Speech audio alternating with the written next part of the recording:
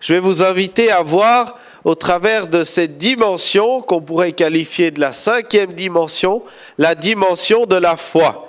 Aujourd'hui au cinéma, la technologie ayant évolué, nous voyons au travers de petites lunettes en 3 dimensions.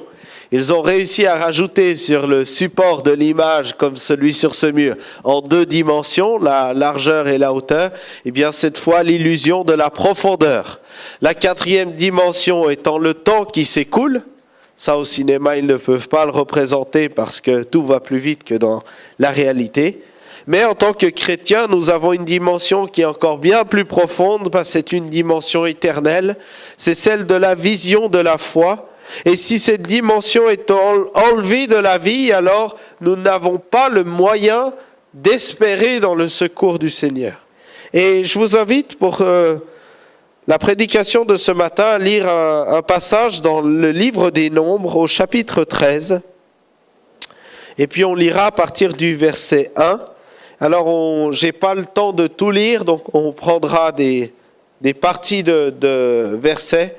Donc je vous invite à suivre avec cela. Je suis désolé, j'ai pas eu le temps de préparer un PowerPoint pour accompagner, mais vous avez 2 bonnes oreilles pour entendre. Nombre, chapitre 13, et puis verset 1. L'Éternel parla à Moïse et dit : Envoie des hommes pour explorer le pays de Canaan que je donne aux enfants d'Israël. Tu enverras un homme de chacune des tribus de leur père. Tous sont des principaux d'entre eux. Moïse les envoya du désert de Paran, d'après l'ordre de l'Éternel. Tous ces hommes étaient chefs des enfants d'Israël. On va au verset 25. Ils furent de retour de l'expédition du pays au bout de 40 jours. À leur arrivée, ils se rendirent auprès de Moïse et d'Aaron et de toute l'assemblée des enfants d'Israël à Kadès dans le désert de Paran. Ils leur firent un rapport ainsi qu'à toute l'assemblée et ils leur montrèrent les fruits du pays. Voici ce qu'ils racontèrent à Moïse. Nous sommes allés dans le pays où tu nous as envoyés. À la vérité, c'est un pays où coule le lait et le miel, et voici les fruits. Mais le peuple qui habite ce pays est puissant. Les villes sont fortifiées, très grandes. Nous y avons vu des enfants d'Anak.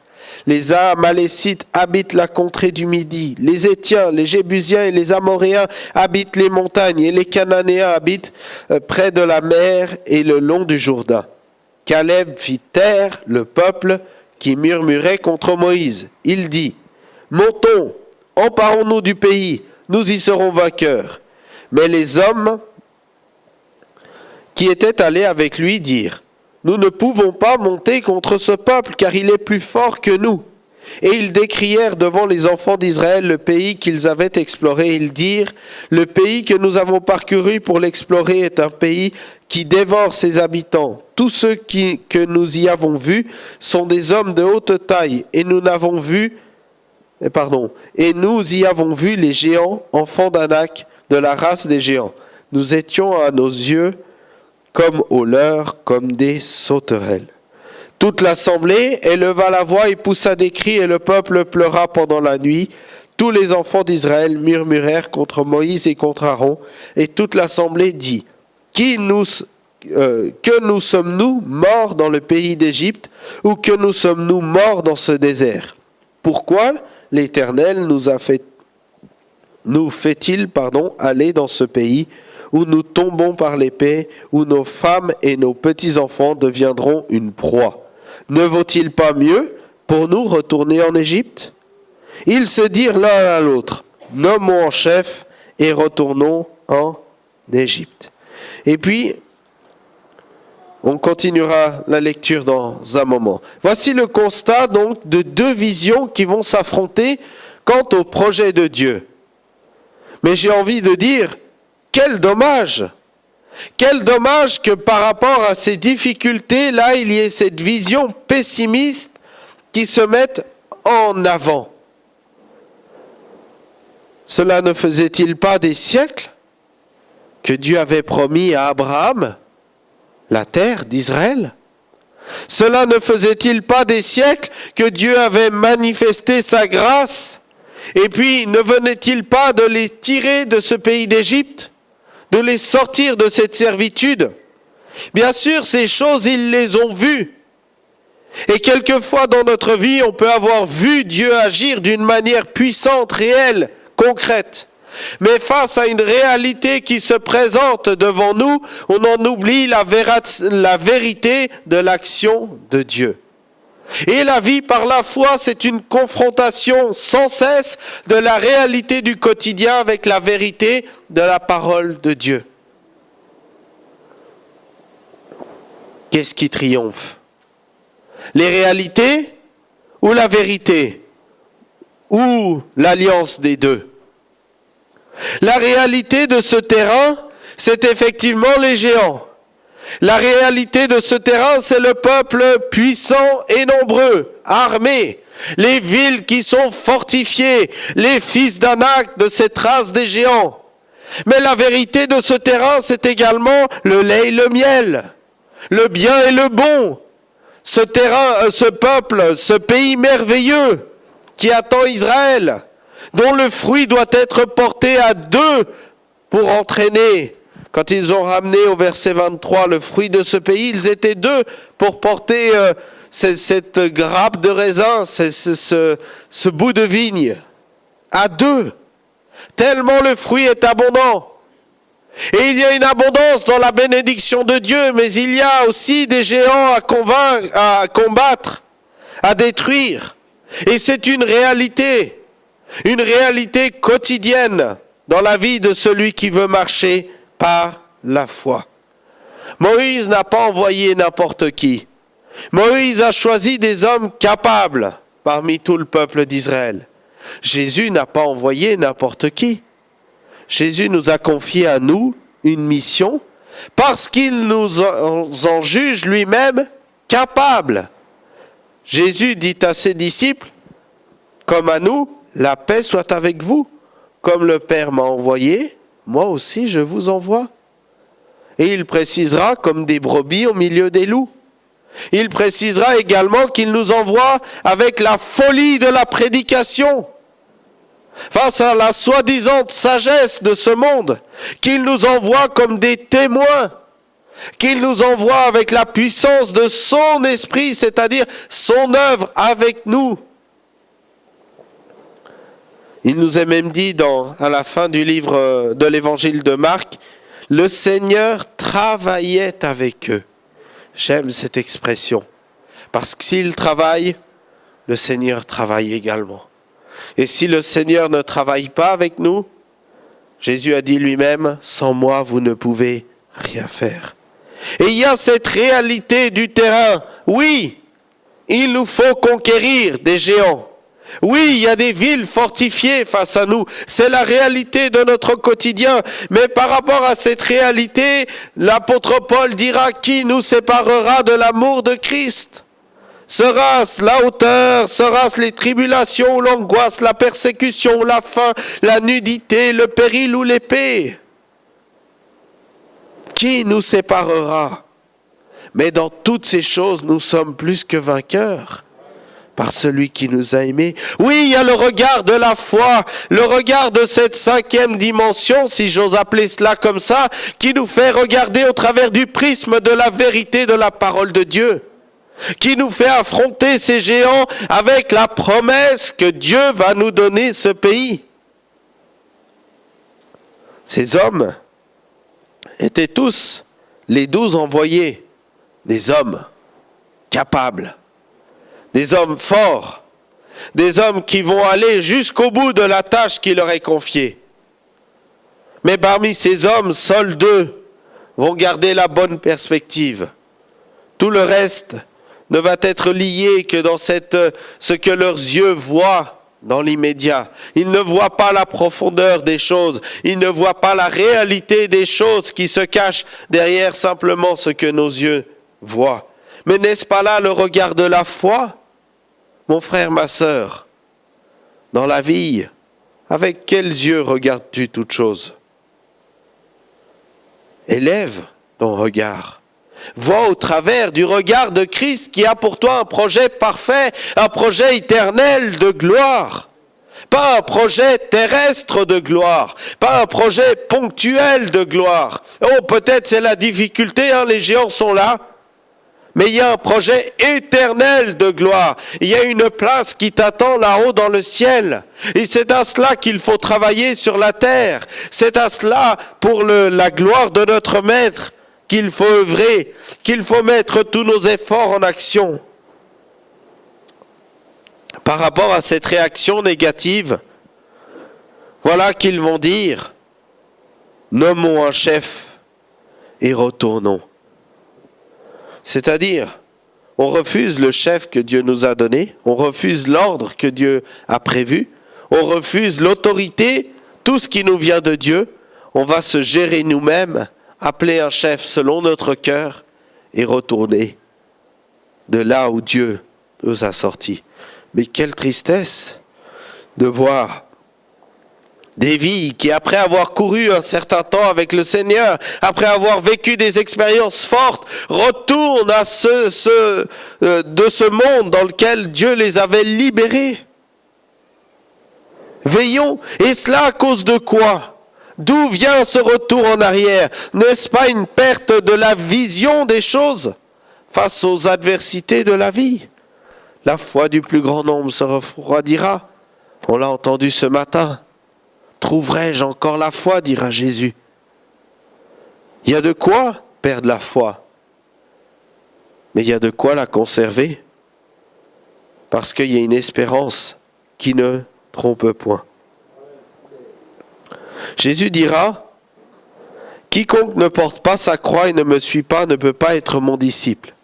Car lequel de vous, s'il veut bâtir une tour, ne s'assied d'abord pour calculer la dépense et voir s'il a de quoi la terminer, de peur qu'après avoir posé les fondements, il ne puisse l'achever et que tous ceux qui le verront ne se mettent à le railler, en disant, cet homme a commencé à bâtir et il n'a pu achever. » Mon frère, ma sœur, la foi n'est pas un sprint, la foi est un marathon qui dure toute la vie.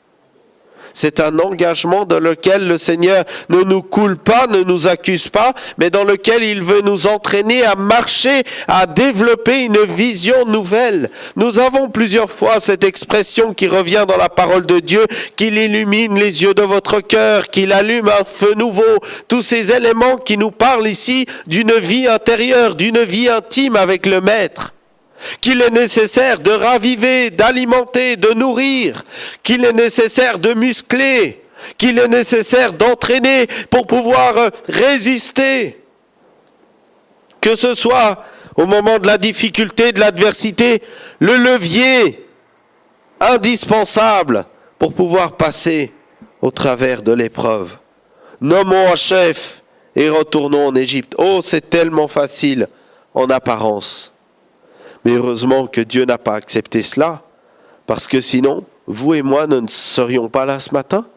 Jamais Jésus ne serait venu, jamais la croix.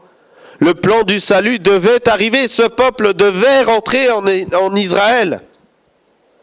Jésus devait venir. Et Dieu a d'autres projets.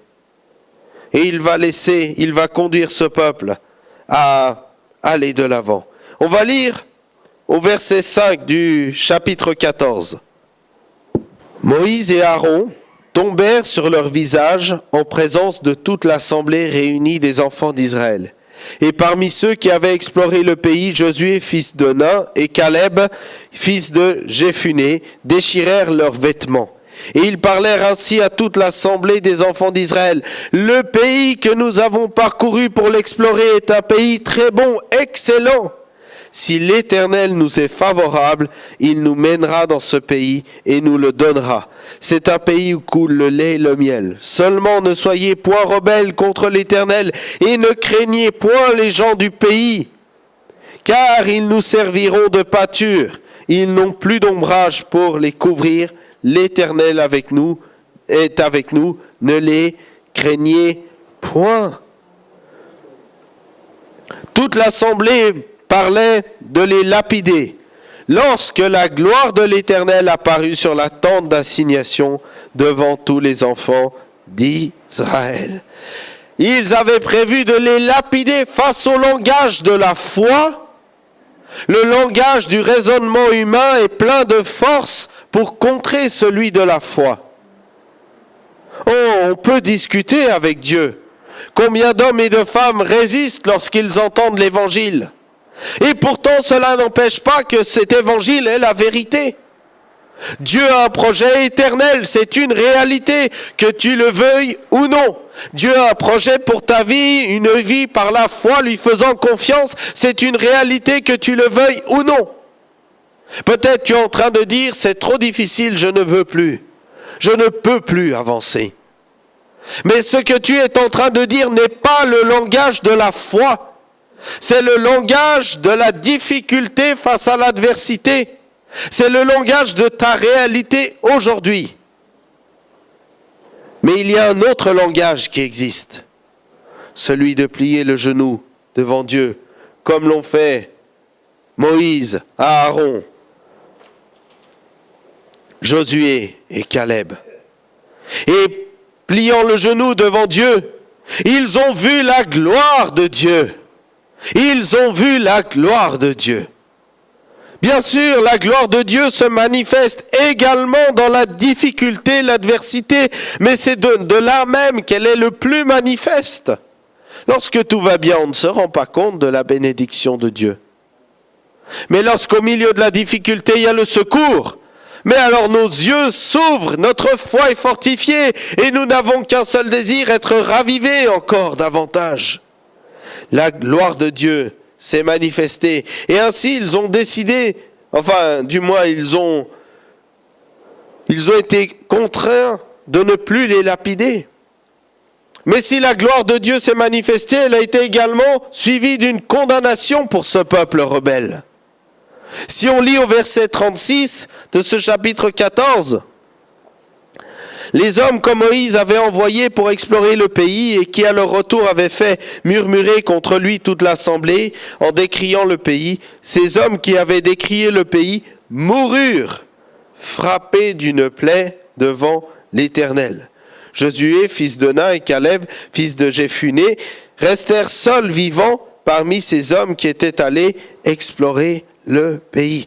On le sait également, eh bien tout le peuple, toute la génération, tous les plus de 20 ans ont reçu la condamnation de mourir dans le désert. Alors on peut, en première lecture, se dire « Oh mais c'est affreux, la lèpre qui vient les frapper, mais c'est affreux. » Mais non, il y a une réalité spirituelle derrière.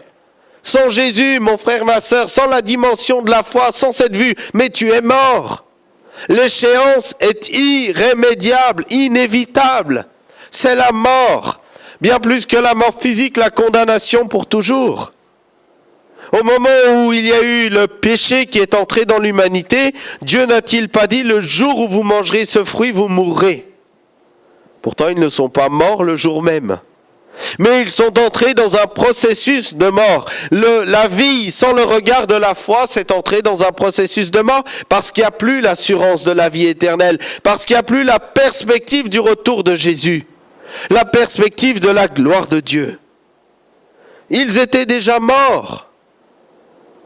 Qu'est-ce qu'ils allaient faire? Réellement rentrer en Égypte? Vous croyez que Pharaon, enfin du moins celui qui l'avait remplacé, allait les accueillir les bras grands ouverts? Venez enfin.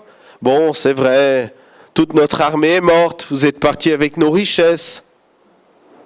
Vous nous avez donné l'humiliation du siècle, mais venez, revenez tranquillement. Vous croyez que le désert était plus accueillant pour ce peuple? Croyez-vous réellement que le monde est accueillant pour quiconque veut s'y frotter? Allez-y, profitez, mais vous verrez bien qu'au final, c'est la mort évidente. Peut-être quelques moments de répit, mais sans espérance. La condamnation tombe. Paul écrira aux Galates, ne vous y trompez pas, on ne se moque pas de Dieu. Ce qu'un homme aura semé, il le moissonnera aussi. Celui qui sème pour sa chair moissonnera de la chair la corruption. Mais celui qui sème pour l'esprit moissonnera de l'esprit la vie nouvelle. Mon frère, ma sœur, Quel regard as-tu? Le peuple veut revenir à Dieu. Si on continue la lecture au verset 45, verset 39, pardon.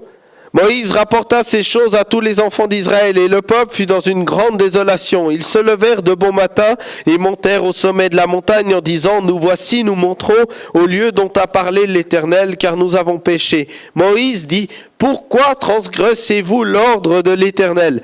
Cela ne réussira pas. Ne montez pas, car l'Éternel n'est pas au milieu de vous.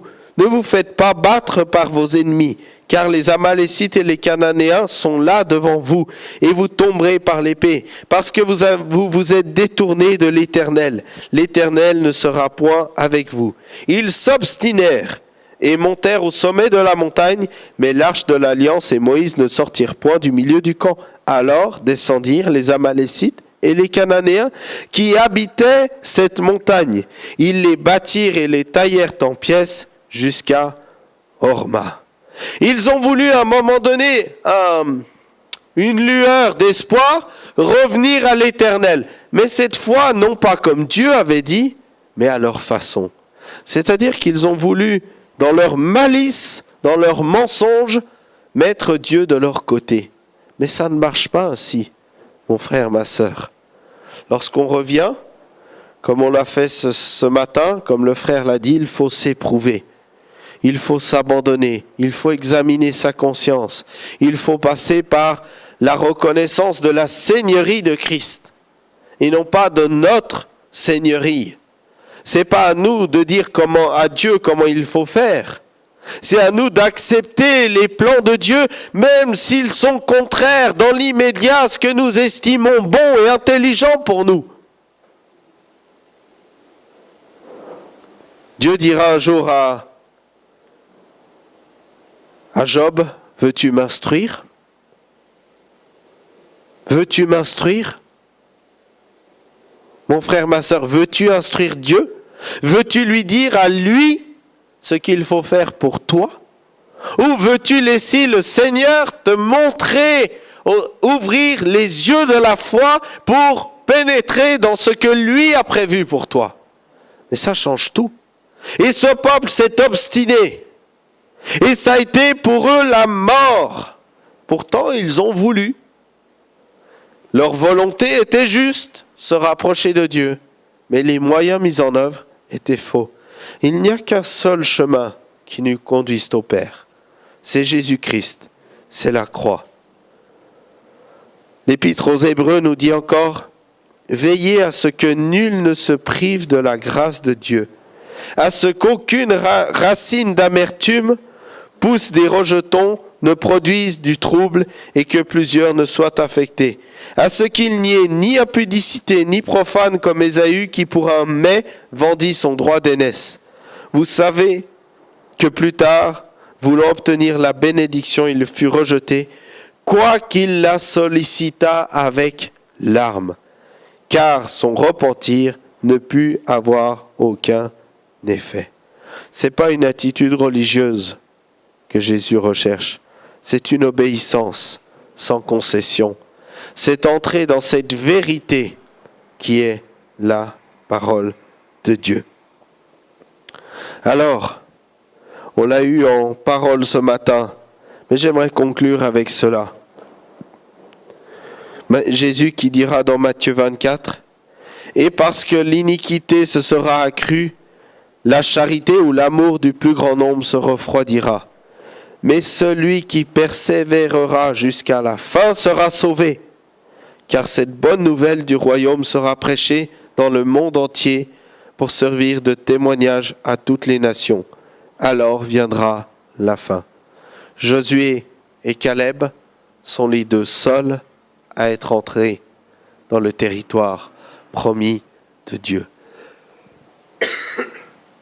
Combien même tu serais le seul dans ta famille à placer ta confiance en Dieu, eh bien tu as raison, mon frère, ma sœur, parce que c'est la vérité qui dépasse toutes les réalités d'ici-bas.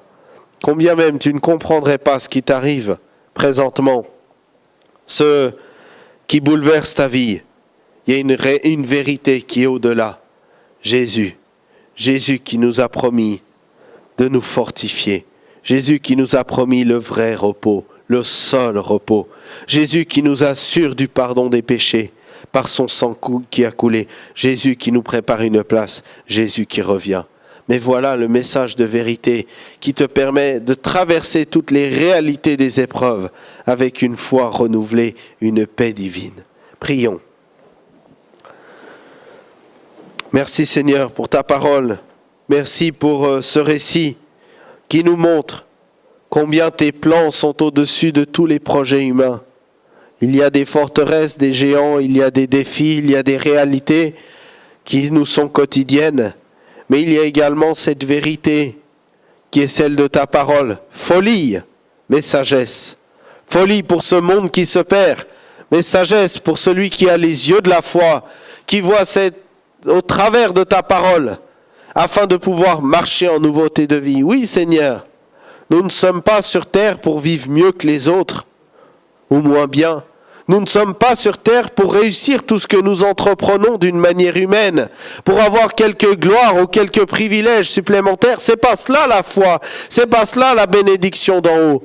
Seigneur, nous sommes sur terre pour être tes témoins, mais avec l'espérance, Seigneur Jésus, de quelque chose de bien plus glorieux. J'ai combattu le bon combat, j'ai gardé la foi, disait l'apôtre Paul. Oh Seigneur, quel témoignage de vie engagé et consacré pour toi. Quel témoignage de vie avec une vision claire du projet divin. Merci Seigneur, parce que tu veux garder la foi, fortifier la foi de celui qui est près de défaillir. Tu veux redonner une vision claire de ce projet divin. Merci parce que tu as pour nous des voies éternelles de gloire. Alors nous comptons sur ta grâce. Bénis ton Église ce matin. Bénis ceux qui sont absents également. Dans ce temps de vacances, bénis-les là où ils sont. Visite-les et qu'ils soient puissamment fortifiés dans leur foi également. Merci Seigneur. Au nom de Jésus. Amen.